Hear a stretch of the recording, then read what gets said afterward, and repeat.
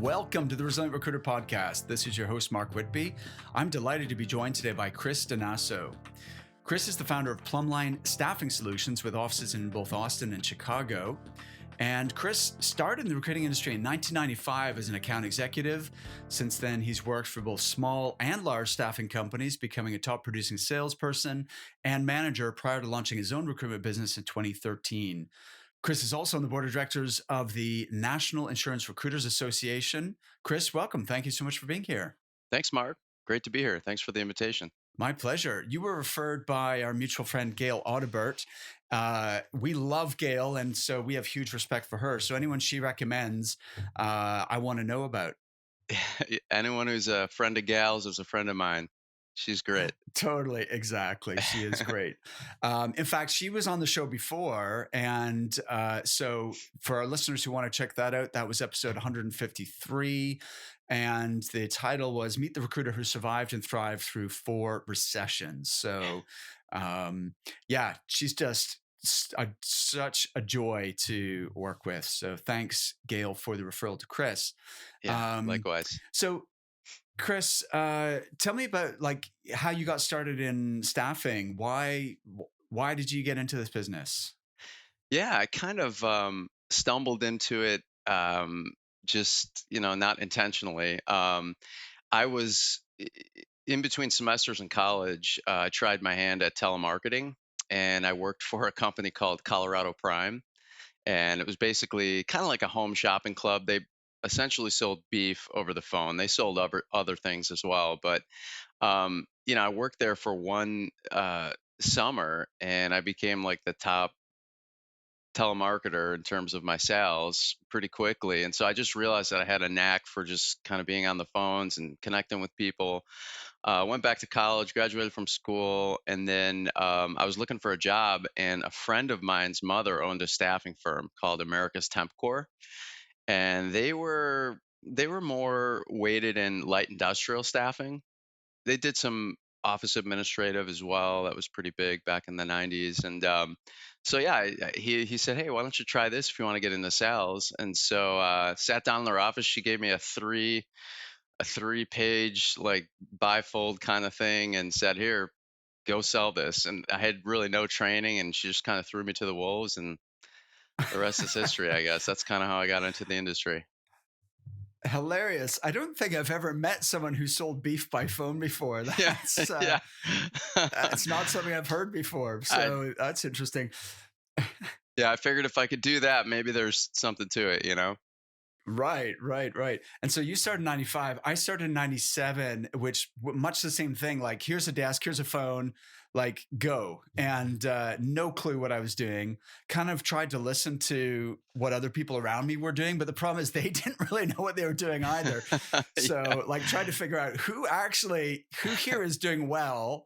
And I'll just try and copy them. And luckily there was a lady who I'm still friends with called Deirdre, who this amazing woman from Northern Ireland who swore like a sailor and but had a heart of gold, and she kind of took me under her wing and showed me the ropes, because there was like the training was pretty minimal, but That's luckily I kind of figured it out, but yeah, not the that's best way to start. no, I can relate. And at least you had someone. I literally the owner of the company, her name was Patty. She literally gave me a trifold brochure and said, just read this and go sell it. I mean, I'm not even exaggerating. That was the extent of the training. And so I just had to memorize. I remember just memorizing that trifold. It was just a marketing piece, and I just memorized it. And I just would start making phone calls and trying to set up appointments, which is what I was doing at Colorado Prime. So I'm like, Mhm. okay, if I could just get in front of them, that's step number one. And then if I can get in front of them, then I'll worry about that. We'll cross that bridge when we get to it. So it was just one step at a time. So similar story. Yeah, it's interesting. I think there's something to that. I'm just going to make a note to circle back to this whole idea of, selling and, if you have a sales process and you break it down into steps, which every recruiting firm should have a sales process, but is it documented? Is everyone following the same process? does everyone understand the objective of each step and how to get to the next step and so on? And sounds like you kind of intuitively did that. You sort of realized, okay, it's hard to really sell an intangible service just purely over the phone. Like, I guess beef, people know you can describe what you're getting. People know what they're buying, right? Right. Whereas, when you're selling a business service, then um, it's easier to do that face to face or to build a relationship face to face. So you figured out if I can just make appointments and get in front of people, then that will give me a better opportunity to actually do some business here. Right. Yeah, that's exactly right. Yeah. So where did things go from there then? Yeah, so I worked there for a year, and then they kind of ran into some financial problems. They had maybe like 6 or 7 offices. They had offices in Florida and Illinois. And the manager that I was working for left and went to a company in Chicago called Banner Personnel. And at the time, they were one of the largest privately owned staffing firms in Chicago. They had like 17 offices, and it was a pretty large company. And so she kind of brought me over there, and I went there, and that's when I started doing more like direct hire and all different types of industry. Fantastic. All right. And so how long were you with Banner then? I was with Banner for nearly a decade. Okay, wow. And you worked your way up, manager and running offices, doing training. How many people were you responsible for? I managed our Oak Brook office, and I kind of insisted when they promoted me into management. I just love sales. I love the process. I love the Mm, hunt. And so when they promoted me to management, I kind of they promoted me with the stipulation on my end that I was still going to sell because I didn't want to leave okay. like getting in front of the clients and candidates. And so I was a selling manager, and I co-managed the Oakbrook office with another gal, and we had about 7 or 8 people.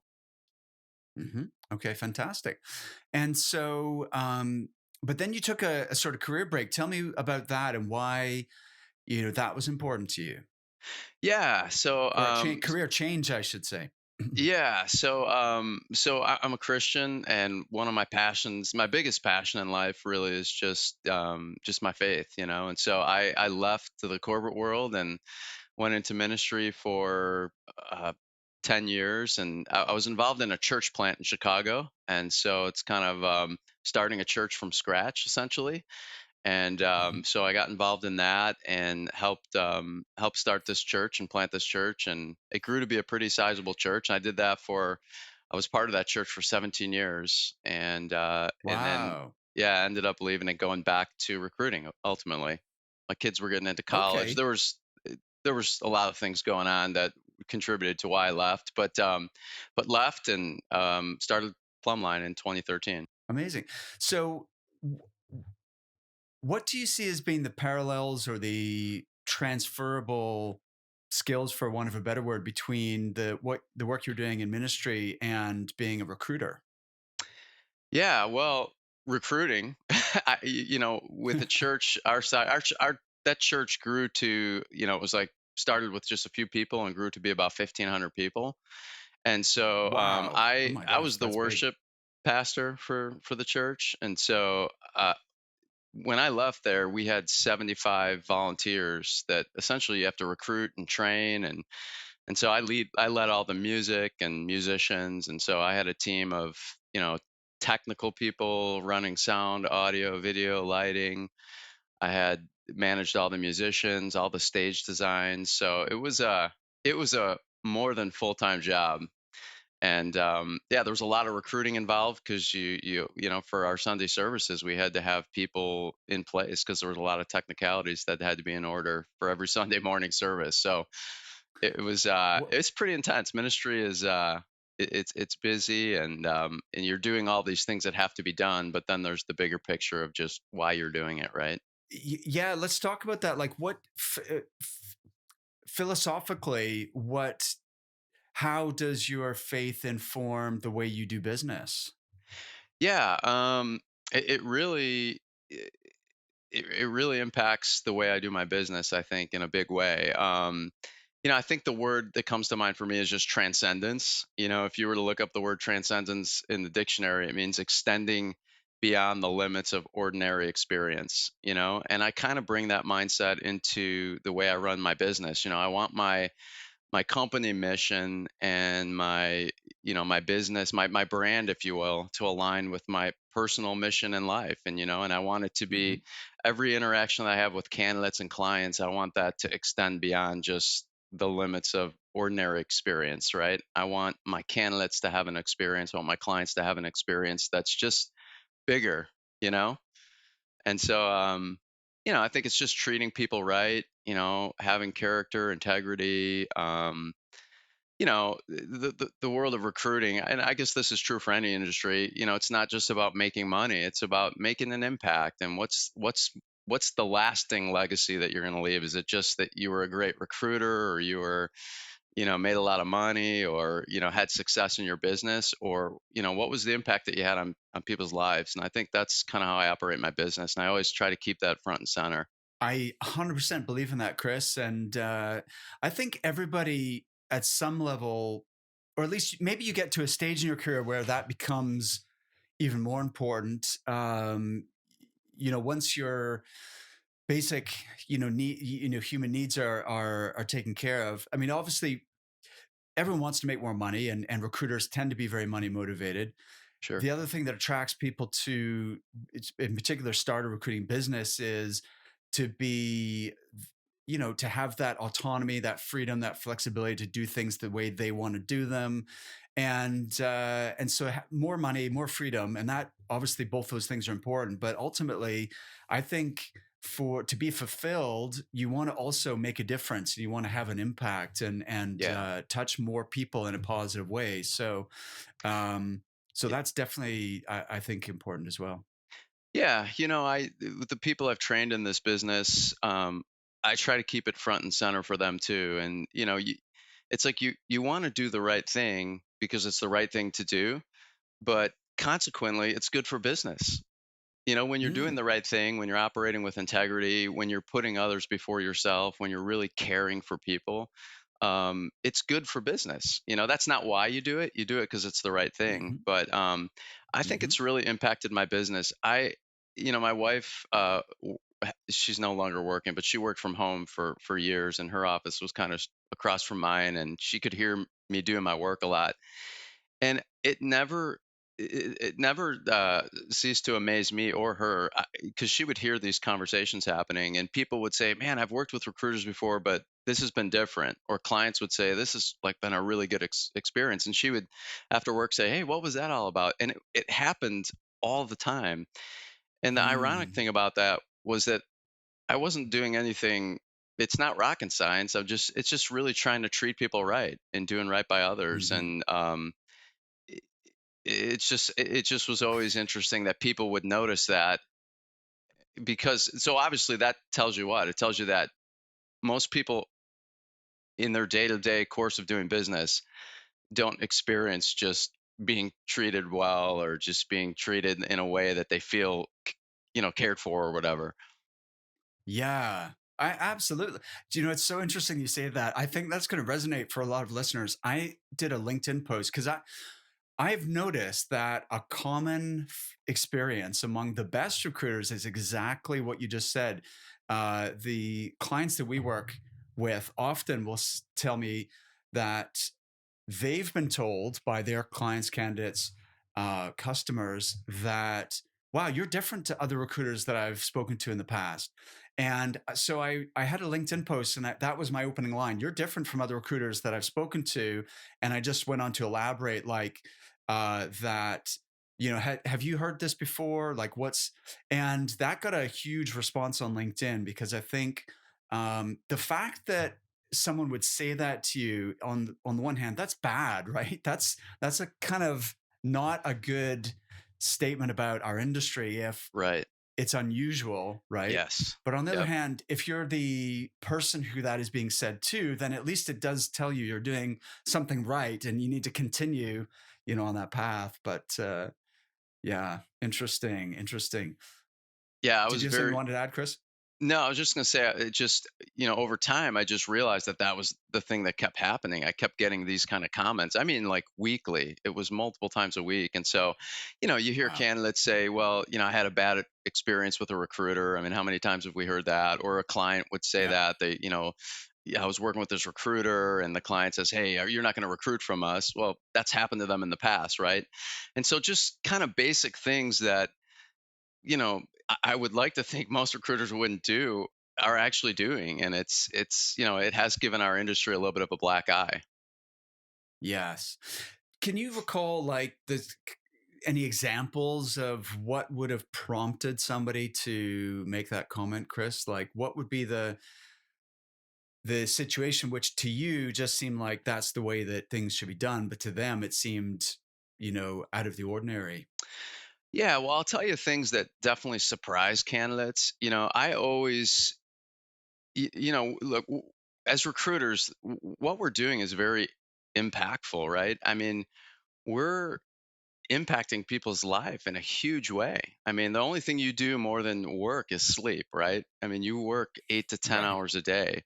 And so when you're working with a candidate and you literally, we're kind of acting as their agent. And in some sense, we kind of have Mhm. their lives in our hands and we're helping them move in a different direction career wise, which is going to impact their family and their kids and their livelihood. And that's a big deal. And so I think to much is given, much is required. And we're given a lot as recruiters. We're really, working with real people with real lives. And so, some of the things I've heard in the past is just that I think have taken candidates by surprise is just, putting them first. Like I'll say things to candidates all the time, like, "Hey, look, this is about your career. If this isn't the right fit for you, it's not the right fit for anybody. So I want to just tell you right now, just take me out of the equation in your decision.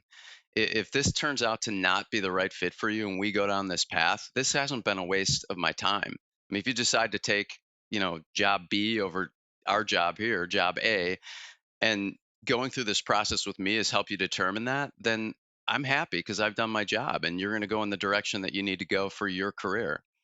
So I think it's just having that mindset of, it's not about us. Like we can't expect candidates to do what we want so that we can make commission. I think we have to have the mindset as recruiters.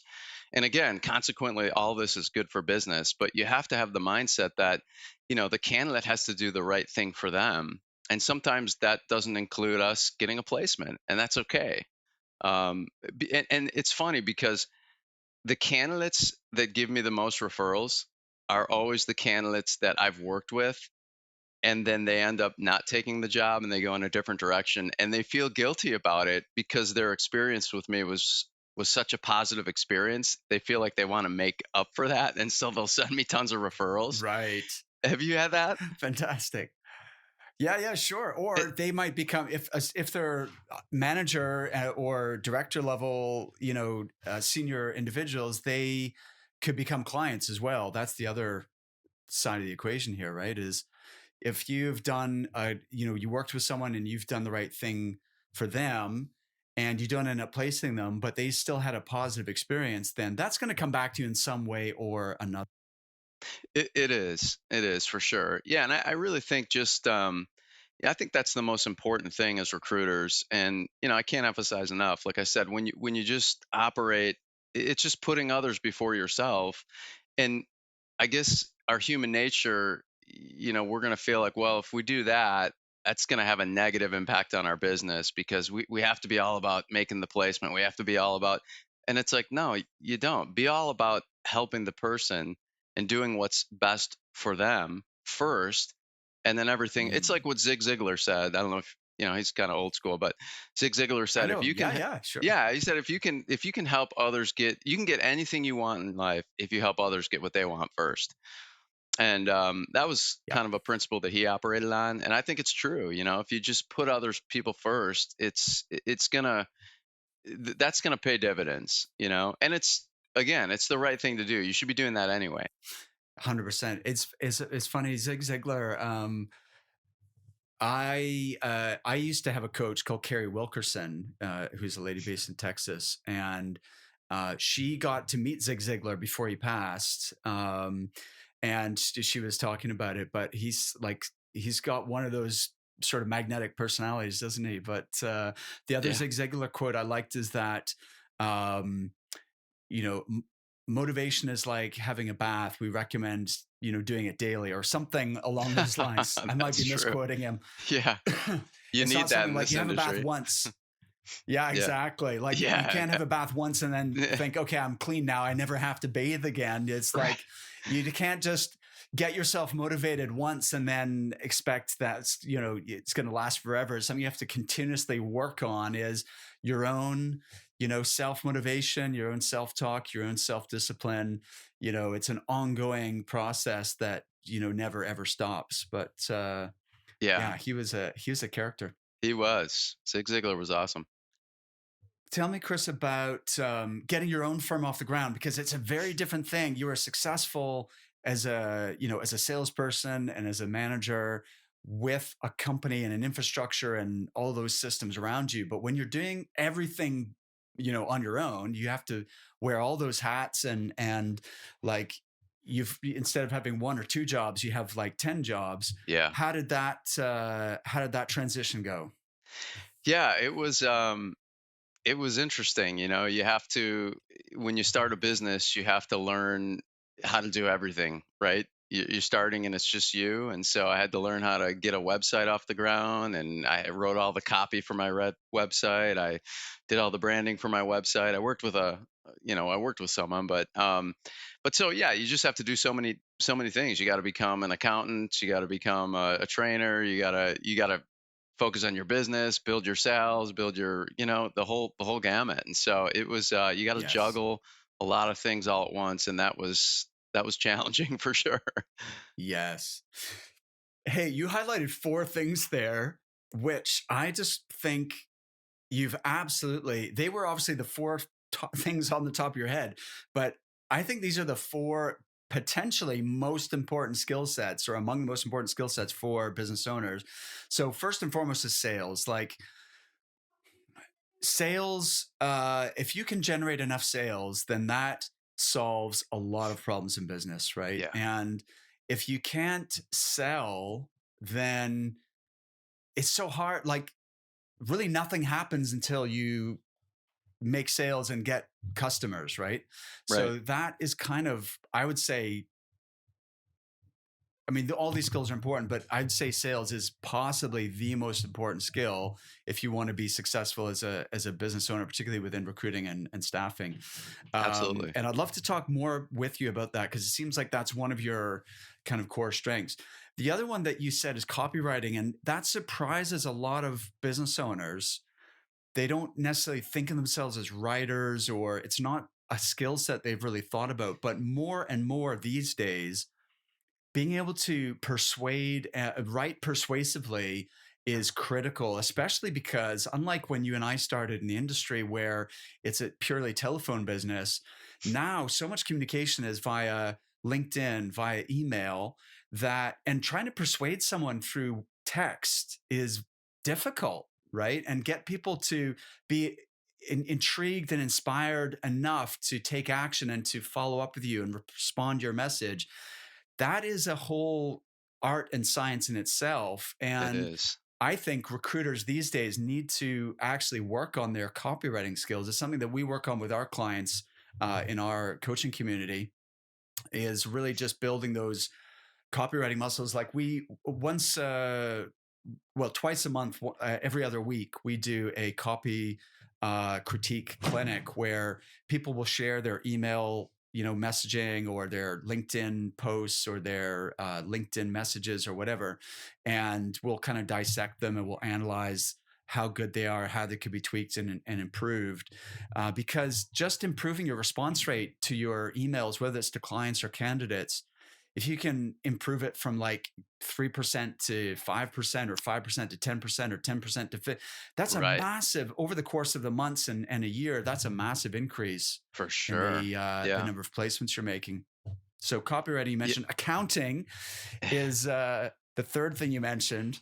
And Yeah. by the way, apologies for I'm on a bit of a rant at the moment, but No, you've go just for it. sparked something in me.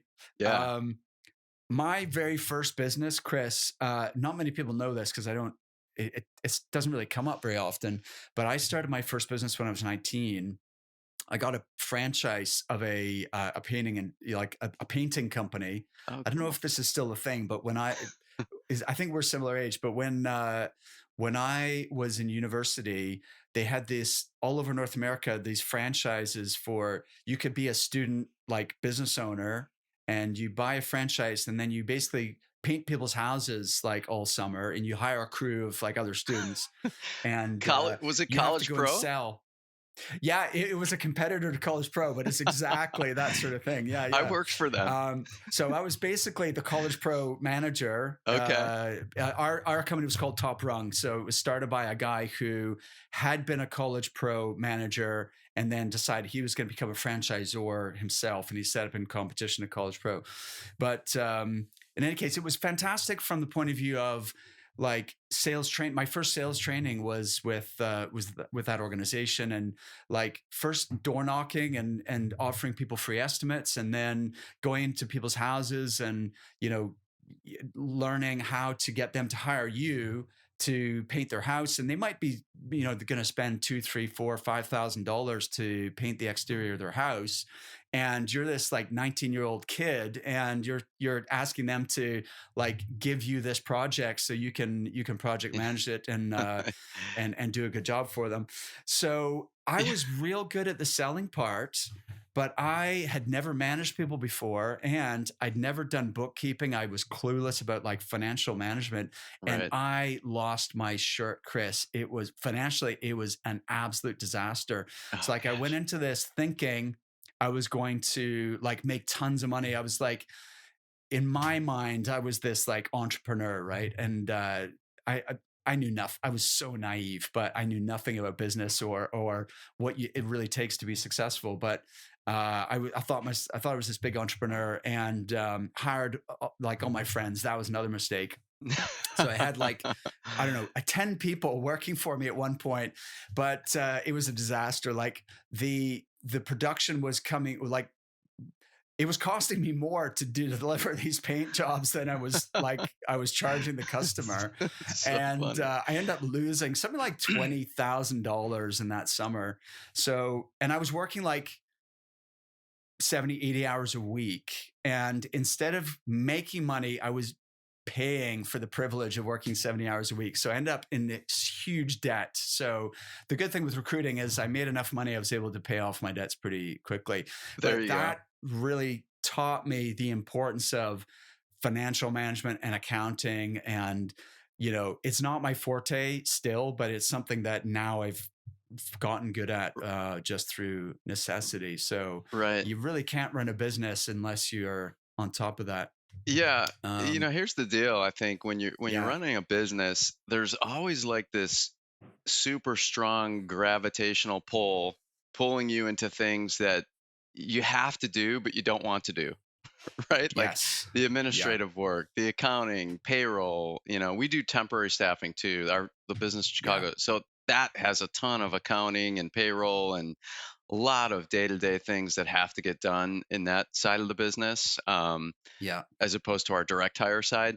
But there's always that pull. I mean, I was doing my own accounting and I actually became pretty good at it, and I finally just in the last 2 years hired my daughter. Now she's doing all my bookkeeping, all my accounting, and now we have a CPA Oh, awesome. firm that we work with. But it's Yep. been a learning experience, and I still to this day, the biggest challenge I think for a recruiting firm owner, if you're kind of hands on in the business, is just fighting against that administrative pull of all these things you have to do, and at the same time growing your business, focusing on sale, closing deals, recruiting candidates. I mean, it's tough. It's funny because I probably am on the phones just naturally because my business has grown so much over the last decade, but I'm on the phones a lot less than I was initially. I mean, when I first started, I didn't have as much of those administrative tasks so I could just pound the phones and focus on growing my business. But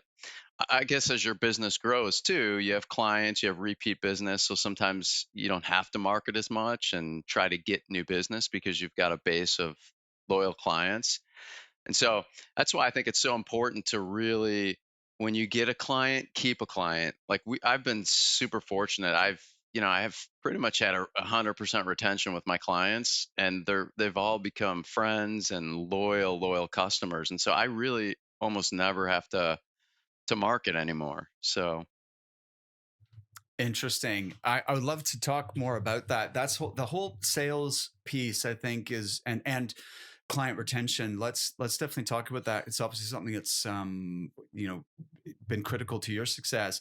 The final thing that you mentioned was training, and it was something that you had done in your previous role, but it's something you mentioned is important when you're starting your own business as well. And I think, certainly if people want to grow beyond just a one-man band, then you have to embrace, like, you have to actually love and or learn to love training and coaching, because you are a coach. That's like one of your most important jobs. If you want to grow, yeah, then you have to become good, or at least be passionate about developing people. And so sales, copywriting, accounting, and training, I think, four things that you had to get to grips with when you started your business, which I think are super important for any business owner. Um, on the sales side, like, how do you go about winning customers these days, Chris? I know you said you don't have to do it as much because you've got repeat business, but having said that, well, my philosophy anyway is that you never want to stop business development completely, because you don't know what's around the corner. You can't control what's going to happen in the economy, or like one of your clients, even if they like you, they may get purchased by someone else, or yeah, that your happens. kind of your main, point of contact to the customer might move to a different company, and then you don't have a relationship there anymore. So there are things that can go wrong, no matter, like, in spite of, yeah, through no fault of your own. There's things that can adversely affect your business, right? For So sure. what's when you're teaching your team how to do business development, Chris, what's your sales process look like? Yeah, I like to think of it as kind of underselling. I like to call it. I think the best way to sell is to not sell. And just approach Okay, it. Do you know what I mean by that? Like, so, no, like I tell me like to more. say things like if I'm trying to present our services to a potential client, I might say, hey, I work for a boutique recruiting firm. We specialize in the insurance industry. Not sure, Mark, if this is going to be the right fit for you and your business. It may be, it may not be, but I'd love to jump on a call with you and just see if maybe our services align with what you're trying to accomplish in terms of talent acquisition. So it's really like right off the bat, like I'm not trying to sell you. It's possible that we're not even the right fit for you, but let's just have a quick conversation. You know what I mean? That's what I mean by underselling. To me, and maybe it's just my personality or my style, and I think everybody's got different strengths and different styles, but that's more my style than saying, hey, Mark, our firm is, a sought after firm in the insurance industry. We work with many of the best brokers in the country. We're going to we're going to fill every slot that you have open because that's just what, you know what I mean? It's just like everybody's saying that. So that's just not my style. I'd rather just have more of I guess, a humble approach. I don't know. Yeah, no, it's really interesting, because I think the best salespeople are not, um, avoid hyperbole and over because customers just don't, um, respond to it. They don't.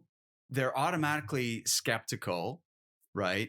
And you have no relationship. Then it takes getting people's trust. Um, is the first challenge, right? You have to gain people's trust, and uh, if you come across too salesy, I guess, for lack of a better word, then people defenses come up. Like Yeah. they're automatically like, resistant almost to what you are trying to get across to them. And so by being a little bit softer, and you're calling it like underselling, um, I've heard it described as softening. So I took some sales training many years ago with a guy called Art Sobczak, who was a telephone selling trainer. I don't know if he's still out there, but if you find him on the web or find his book on Amazon, it's really, really good. And the training was all about crafting an effective opening statement so that when your prospect first comes to the phone, what do you say in the 30 seconds to like Yes. get their attention and get Yep. them involved in a conversation as quickly as possible?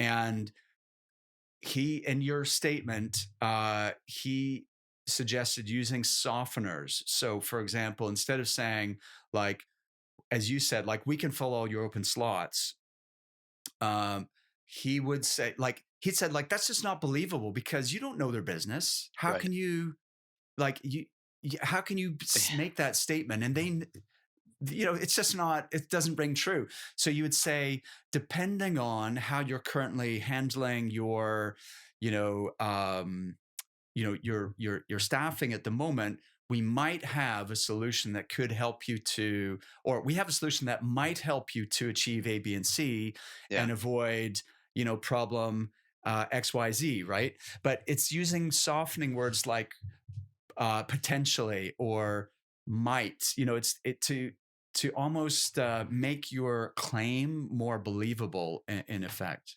if that makes Yeah, I sense. think there's some psychology there, right? I think that's at play there. Yeah. Yeah, and I think to your point about having a really compelling, when you approach a client or a candidate, right? I mean, we have to do it on two sides of the equation, right? We have to do Right. it with clients, but then if I don't know about your your listeners or how you do your recruiting, but I'm an old school, like, every candidate that I recruit is at their desk. I'm calling people at their desk. I don't do a lot of, I do sourcing on LinkedIn and all those other things, but most of my recruiting is done with me calling candidates at their desk.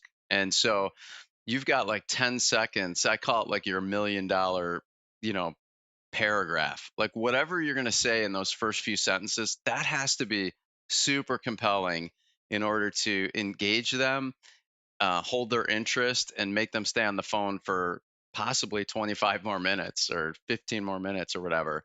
And so crafting those kind of opening lines, whether it's with a client or with a candidate, is like paramount. To me, I would say my like paragraph, if you will, that's that's worth $10 million. You know what I mean? That is your gold for your business if you're a recruiter, in my opinion. Whether it's on the client side or the candidate side, what you say in that paragraph or that elevator pitch, however you want to put it, that's the most valuable thing that you have. For I mean, at least for my Oh, it's so, business. I agree. Yeah, no, definitely. It's so interesting because when recruiting business owners join our program and they want help to make more placements, increase their billings, be more consistent instead of be on this, feast and famine roller coaster, or potentially to grow their business and hire recruiters. Often they want us to work on like things like, okay, how do I generate more consistent flow of clients, and what should my messaging be, and so on. And until they've figured out their elevator pitch and their value proposition, like who specifically do you help? Right. What problems do you solve for them? What value do you bring? What results can you deliver? Unless you can articulate that succinctly in a way that is going to really resonate for your specific industry niche, Yes. then none of the other wording matters. You have that, is going to be the core. And then from there, you can craft your telephone script, your email messages, your LinkedIn messages, and everything else. But first, let's figure out the the crafting of those few sentences Yeah. that are at the heart of all of your other messaging. So Yeah. for you, Chris, like sorry, it sounds like you wanted to say something there. No, I was just gonna. Yeah, I had a thought, a fleeting thought. I think we have to change our mindset too. I think because it's when you call a candidate or a client, the mindset that I have is this call, they may or may not become a candidate on this call. They may or may not become a client on this call. This is just one link in a chain that might be a very long chain. And so, as a recruiter, and I'm sure that you've experienced this too, sometimes I'm in contact with someone and in a relationship with a potential candidate for 5, 6 years before I actually get them on an interview. And so I think when I say change our mindset, we got to look at that first call as just one link in this process that might be very long. So when I make a call to recruit someone, my goal ultimately, yeah, it'd be great if on this call they could become a candidate and I can have them up on an interview this week, but that's usually not the case. But my goal is, what can I say on this call where I can build trust, where I can, I'll tell candidates all the time, I'll say, hey, look, a career move might not be on your radar right now, but you know what? It's a small world in the insurance industry. Let's be friends. I think you might be able to offer some things that, you might, I'll say things like, oh gosh, something I say very often. I'll just say, hey, a career move might not be on your radar right now, but the worst case scenario is I'm going to call you with opportunities that are going to be relevant to what you do, and it never hurts to hear about a good opportunity. And so usually they're like, yeah, that makes sense. Let's stay in touch. And um, anyway, I got a little long-winded there. I kind of. No, that's good. That's exactly what I was going to ask you is like, when you're sitting down to craft that, what you call your $1 million paragraph, I like that term. Is that a Chris Donasso original? Is that your I think so, yeah. Because when I IP? train people, I'm like, this is the gold. Like, this is like, you have to do, because once you get past that first paragraph, it's just asking thoughtful, intelligent questions and controlling the Right, conversation. If you could right. master that first engagement conversation, that's that's the gold. I mean, that's the hardest part. If you can pull that off really, really well and master that, the rest is going to be easy. Amazing. I agree 100%. And so, Chris, like when you're crafting your $1 million paragraph, how is that structured? Or can you give some guidelines on, the do's and don'ts here? Yeah. Well, if I told you my $1 million pitch, I'd have to kill you, Mark, and then that would go against my doing unto others. If I, no, I'm just kidding. Yeah, no, I mean, I try to, like I say, I try to undersell. I try to make it very compelling, and I'll switch it up once in a while. I mean, I'll just, I don't mind sharing. When I call someone or engage with someone, I'll say, hey, Mark, my name's Chris. You and I haven't spoken in the past. I work for a boutique recruiting firm. We specialize in the insurance industry. Let me just start by saying I wasn't calling with any expectations or assumptions. Not sure if a career move's on your radar. It may not be. But you know what? It's a small world in insurance. And at the very least, I'd love to find out where you're headed career wise. And at the very least, I'd love to send you my contact information. I'm curious, how long have you been with XYZ company? And I just go right into it. And usually, and I mean, Nice. I have several that I kind of use. I'll kind of switch it up now and then, but I try to, like I said, I try to undersell. I try to give them some information that's going to at least engage them in some way. And my direct hire business is exclusively in the insurance industry. And so I know how to talk Mhm. shop with these folks. And so usually, if we can get past that first paragraph, we could have a really engaging conversation because they'll kind of feel like I'm kind of one of them. Definitely. That's so important that you are positioned as a peer and be one of your one of them rather than an outsider. I agree 100%. I really nicely done, Chris. What about on the no, in fact, let me park the client side for a second and continue on the candidate side because I had another Yeah. question I want to ask you, which is you mentioned you're calling people at their desk. Are you literally calling into the office number, or are you catching them on their mobile? Like, Yeah, what's that's a good your that's a good question. Yeah, it's interesting because you know, so I use certain tools, like I'm sure you do, where I can get people's cell phone numbers. And so I'll always try to get them at work first, because what I found is if I contact them on their cell phone and I leave a message, they're kind of like on to me, and then they could just ignore my call. Or if I send a text message and then I ring their if I send a text message to someone and they don't respond and then I ring them, well, when they look at their phone, they're going to see that text message and know, oh, that's that Chris guy, that recruiter guy, and I haven't even had a chance to talk with them yet. So my approach is always, in terms of what I'd like to do first, is try to call them at their desk at work and engage in a conversation there. And then if I could do that, then I'll move it obviously to cell phone, and all the engagements will be on cell phone after that. But I feel like it's a better route to start there than to start with a cell phone. So this is really interesting because this is totally different to what most people are doing, Chris. I don't know if you're aware of that. Um, No, I am actually. yeah. Yeah. So, so your first step is call them at work, Yep. and then if that doesn't work out, then you'll try their cell phone, and then where do you go from there? What other touch points have you got in your process? Yeah. Then, well, once there's some interest, mutual interest, then obviously it's going to go phone and email and text, and I get their permission at that point to be able to text them. But yeah, it's a really interesting nuance, because if, like I said, if I call someone on their cell phone and leave a voicemail, well, now they know the purpose of my call, and if they're not interested, they're never gonna engage in a call with me, and I never have that opportunity to offer my compelling $1 million statement or whatever. And you lose that opportunity if you jump the gun on the cell phone. So that's why I'll just continue to try at work until I can get them. If that goes on long enough and I'm not getting it, of course I'll try them on their cell, and I'll do both simultaneously, right? The goal is to get them on the phone, but if I can't get them to pick up the cell phone live, I don't want to leave a message or text message them, because then they may not ever respond to my call or my text. So, but they will at work, because they don't know, right? Does that make sense? Interesting. Yeah. So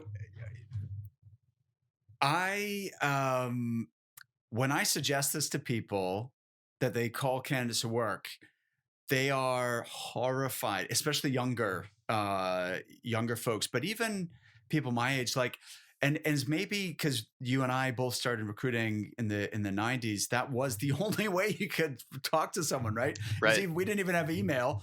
Yeah. You literally, there was only one way that you could reach someone, and that was on the phone. I didn't have a cell phone. Most people, a few people had cell phones, but it wasn't, not everyone had one. So, um, but Oh I gosh. find that these days people feel it's rude, or it's going to upset people. Like they're really worried about a negative reaction to calling someone at work. And what's your take on that? Yeah. You know what, Mark? I think we have to train recruiters to be comfortable being uncomfortable, right? I mean, Yeah. you have to call people, and gosh, we can go on and on about this. I love where the conversation's headed right now. But yeah, this then comes down to really recruiting passive job seekers, right? If you want the best talent, you're gonna get those people calling them at their desk, because, like, for me, I don't want the guy that's racing for the door at his current employer. That's not who I want, because those candidates our clients can find through other recruiting channels, right? They can find those people on Mhm. their own. I want to find the guy or the gal that's blooming where they're planted. They're doing well. They're a valuable asset to their team. I want to call that person and engage them in a compelling conversation where I can at least get them open to the idea of maybe exploring other opportunities. So, my clients know that, and I tell them all the time, like, this is going to be the type of candidate that I'm going to present to you. It's going to be a candidate that's not going to be available to you through other recruiting channels. They're not necessarily looking. So we got to work together as a team here. I'm trying to make your opening compelling to them. And when they start interviewing with you, you got to close the deal. I'm passing the ball to you at that point. So there's some onus on Yes. the client to help get to the finish line. It's not just on me. 100%. Do you know what I mean? 100%. Yeah. Definitely. Yeah. Yeah. Absolutely. It, So can I say let's one more oh, thing? go I'm ahead. sorry, just while Yeah, I'm please. thinking down this train of thought. This is Mhm. huge because I don't know, about your listeners, but people are very surprised. It's very rare that I have to send two people for a job opening. I am like usually when I send one person, they get hired. Not always, Okay. Wow. but That's I don't right. send three, four candidates for a job. I like that. That's never the case. I get my goal every time I recruit is to send the best talent that they're not going to be able to get anywhere else, and they hire them. Interesting. Interesting. That look, I'm going to park that because I want to circle back to it because that's unorthodox philosophy, and I want to learn more about that. First of all, though, this idea of calling people at work. How do you find people respond? Like in terms of percentages, how many are like receptive or open to talking versus, you know, tr- trying to get rid of you? What's Yeah, been your experience there? yeah. Honestly, I'd say, man, I- less than 1 out of 10 people that I contact at their desk are going to hang up on me or be upset or anything like that. Mhm. I just don't Yep. have that happen very often. And again, I think Yep. it just comes down to your approach and, and that underselling piece, just kind of just trying to keep things real. Like, hey, let me start by saying, I'm not calling with any expectations or assumptions. Like, look, Mark, you a career move might not even be on your radar. Totally get it. You know what I mean? Having that kind of approach. So I don't have Yes. people get mad or hang up. And because I know their industry, I think people, I think, feel more like I'm kind of more of a colleague than someone trying to sell them something. And so, yeah, Mm, the response is pretty positive. If I could get someone on the yes. phone, if I could just get them live on the line, my chances of at least getting, starting a relationship with them are super high. I'd say 75%. 100%. It like Yeah. it's so funny. It's so much of this is in our own mind, right? And our our own perception is like if you're afraid that somebody is going to be upset that you called them, then that's going to inhibit you from wanting to take that action, right? And Oh yeah. so, whereas somebody else who, like yourself, who believes they're going to get a positive response from like 95% of people, Yeah. then you're taking the action and you're also then the one who gets the candidate and builds that relationship, and the other person is going to miss out is ultimately what it boils down to. Yeah. um, And and the only difference is the psychology of the recruiter. The difference isn't yes. reality, objective reality out there in the Yes. marketplace. The difference is the psychology of the recruiter and what they are willing to attempt. And either is their fears going to hold them back from Yeah.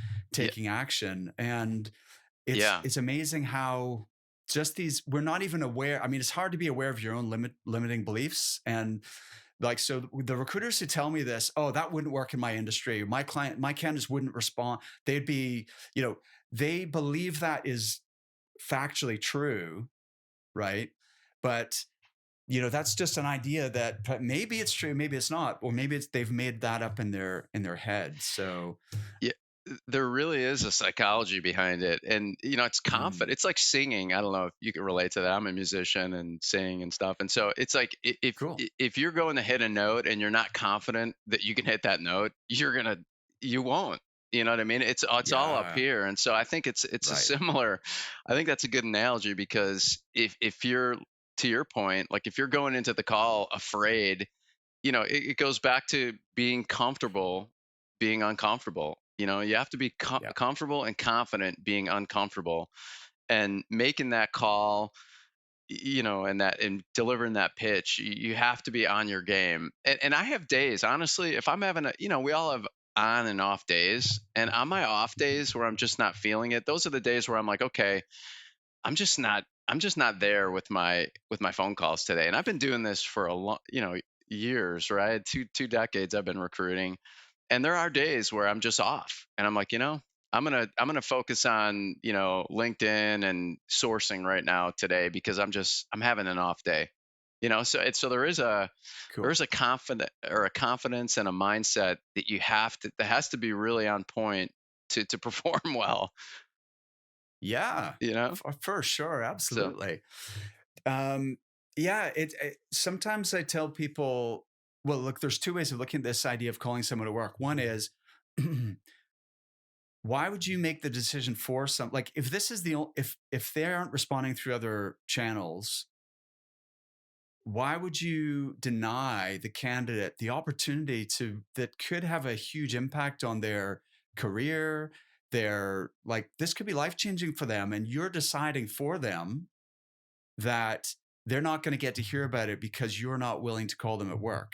yeah, That doesn't make sense to me. The flip side of that is that's right. thinking, you know, imagine I was going to pay you $1 million to call that person at work. Would you be willing to do it? Most Yeah. people at that point are like, well, of course, Yeah. absolutely.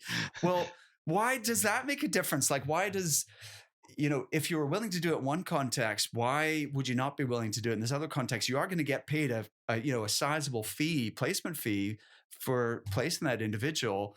So, but suddenly if you inflate the amount to a certain point, then people's inhibitions suddenly miraculously disappear, right? Yeah. You know, Well, it's like public speaking, though. You know what I mean? right. People are, if you look at statistics on what are the five things that people are most terrified about, it's like one of Yes. them, one of the top things is public speaking. And, Yes. you know, in this industry, we're kind of unicorns in that sense because most people can't do what we do. I mean, the average person can't do what we do because they're just terrified of, like you said, calling someone at their desk or cold calling someone. You gotta love doing that. I honestly, that's why I insisted when I got promoted at Banner. I don't want to. I don't want to be uh, pen, pushing pencils and managing people, and that's all I do. I would just shrivel up and die. Like I love getting on the phones. I love engaging with people, talking to people. I love the challenge of getting on a phone call with a complete stranger that's never heard my voice before, and in 20 seconds trying to take that cold call and turning it into this, you know, trajectory that leads to them getting a new job. To me, man, that's what gets me up every morning. That's like the greatest thing ever. Amazing. I love that. And I can hear that, Chris. Your passion definitely comes through. So listen, we're out of time for today, unfortunately, because I've really, really enjoyed our conversation. Thank you so much for being on the show. Yeah, thanks, Mark. This has been such a fun conversation. I really enjoyed it.